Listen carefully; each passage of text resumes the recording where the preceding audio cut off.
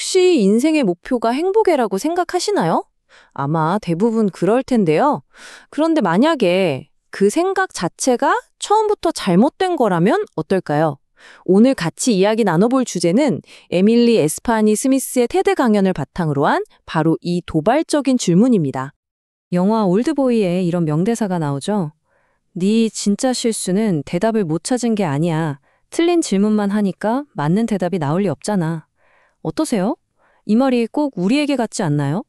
어쩌면 우리도 인생이라는 이 커다란 문제 앞에서 계속해서 틀린 질문만 던지고 있었던 건 아닐까요?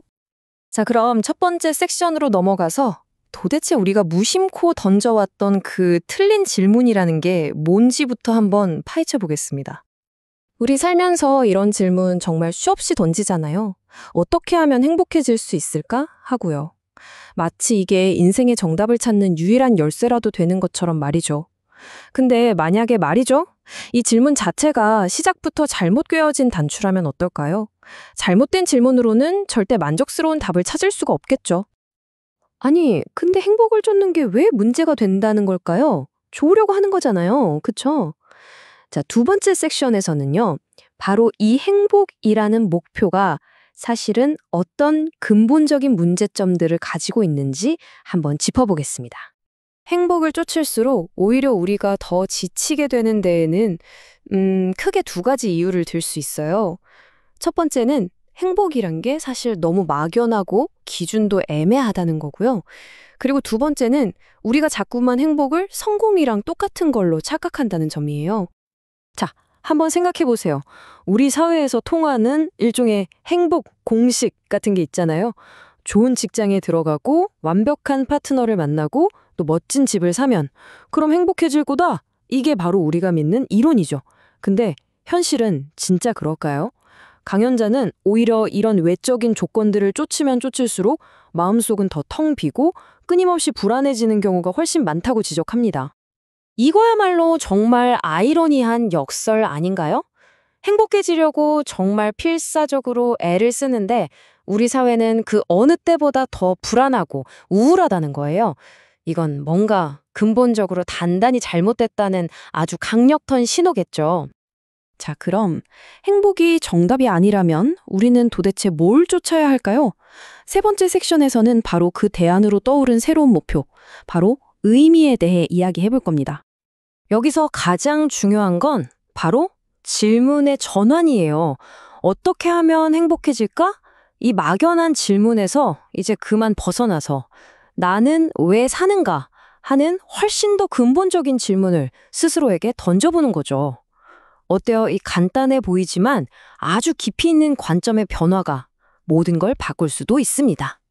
좋아요. 의미 있는 삶이 중요하다는 건 알겠는데 그럼 그걸 대체 어떻게 만들 수 있을까요?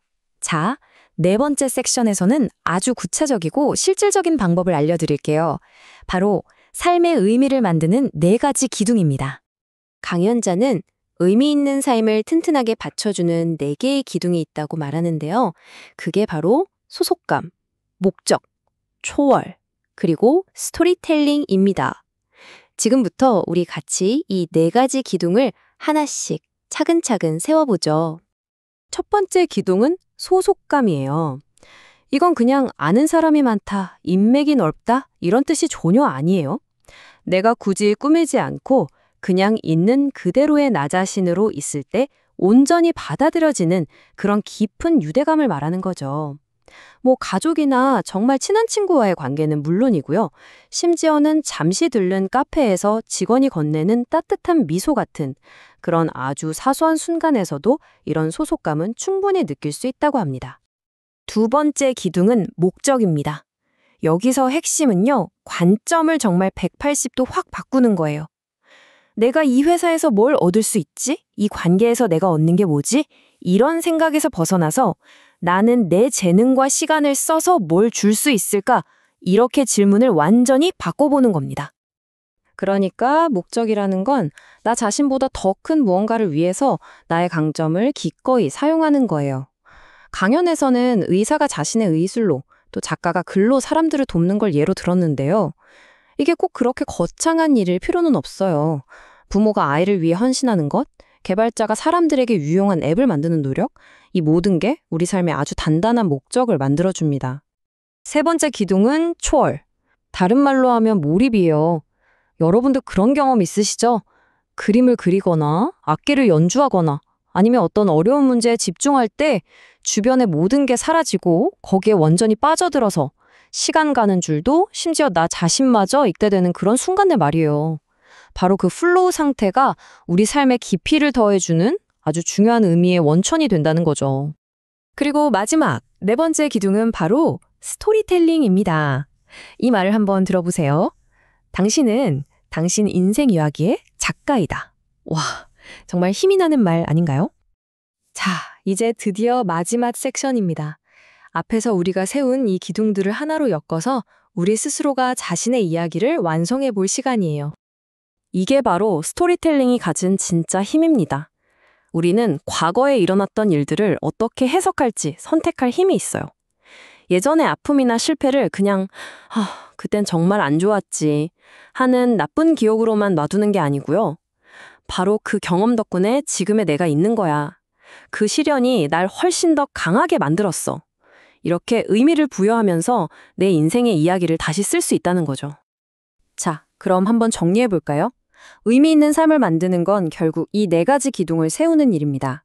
깊은 관계 속에서 소속감을 느끼고, 다른 사람에게 기여하면서 목적을 찾고, 완전히 몰입하면서 초월의 순간을 경험하고, 마지막으로 이 모든 경험을 나만의 긍정적인 이야기, 즉 스토리텔링으로 엮어내는 것. 이것이 바로 뜬구름 접는 행복을 쫓는 대신에 우리 삶을 진짜 의미로 꽉 채워나갈 수 있는 아주 구체적인 방법입니다. 그래서 여러분께 다시 한번 묻고 싶습니다. 당신 삶의 목적은 정말 행복입니까? 오늘 함께 나눈 이 이야기가 여러분 스스로에게 더 나은 질문을 던져보는 그런 작은 계기가 되었으면 좋겠습니다.